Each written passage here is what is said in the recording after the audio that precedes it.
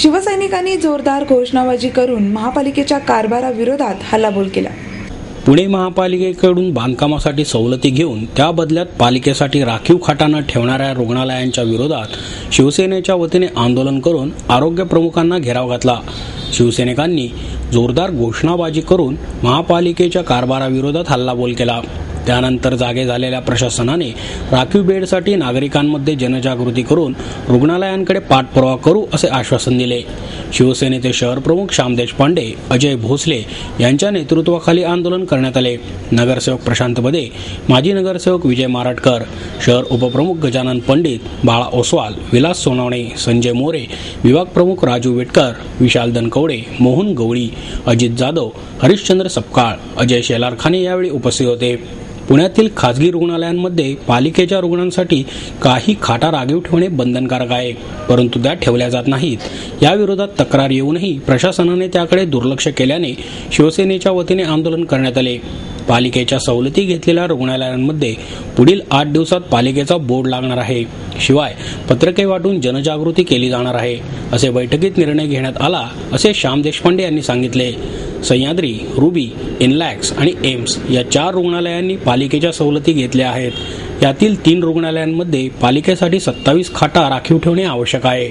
या ठिकाणी पालिकेने बोर्ड लावलेले आहेत। या रुग्णालयांबाबत नागरिकांना माहिती व्हावी यासाठी क्षेत्रीय कार्यालये, महापालिकेचे दवाखाने या ठिकाणी पत्रके वाटली जाणार आहेत।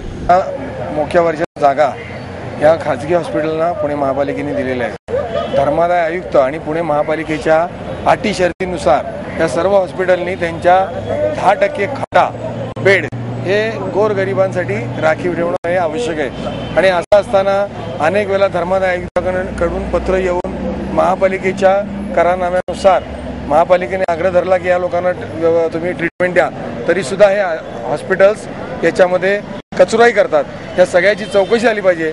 पुणे महापालिकेच्या करारनाम्याची स्ट्रिक्ट अंमलबजावणी झाली पाहिजे आणि हे जे हॉस्पिटल या ठिकाणी डबल FSI व्यतिरिक्त मोठ्या प्रमाणात बेकायदेशीर बांधकाम करत आहेत, ही सर्व बांधकाम महापालिकेने तात्काळ पाडून टाकावीत।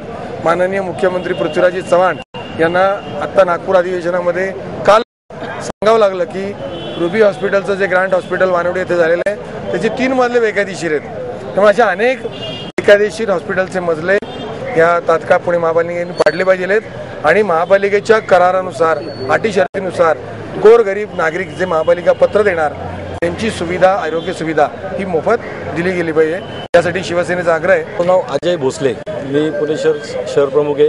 आम्ही आंदोलन अशासाठी केलेलं आहे, पुणे महानगरपालिकेने ज्या खाजगी हॉस्पिटलला वाढीव FSI दिलेला आहे, त्या वाढीव FSI देताना ज्या अटी टाकल्या होत्या की हा वाढीव FSI तुम्हाला देतो, पण गोरगरिबांना मोफत उपचार, महानगरपालिका सांगत त्या गोरगरिबांना मोफत उपचार दिला पाहिजे, पण तो हॉस्पिटलने काय ती अट पाळलेली नाहीये।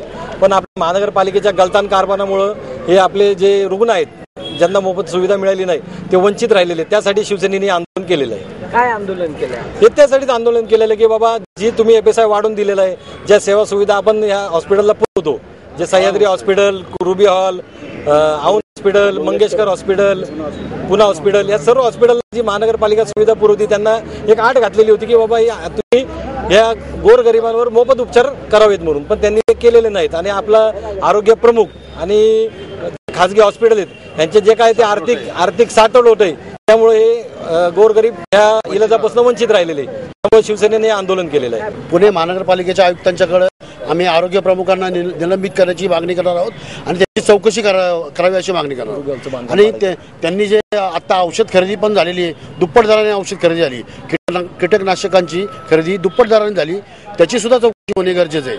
अशा पद्धतीने जो आरोग्य खात्याचा जो कारभार आहे हा सगळा संशयास्पद आहे, त्याच्यामुळे या संशयास्पद संपूर्ण कारभाराची चौकशी व्हावी अशी आमची आयुक्तांना विनंती आहे।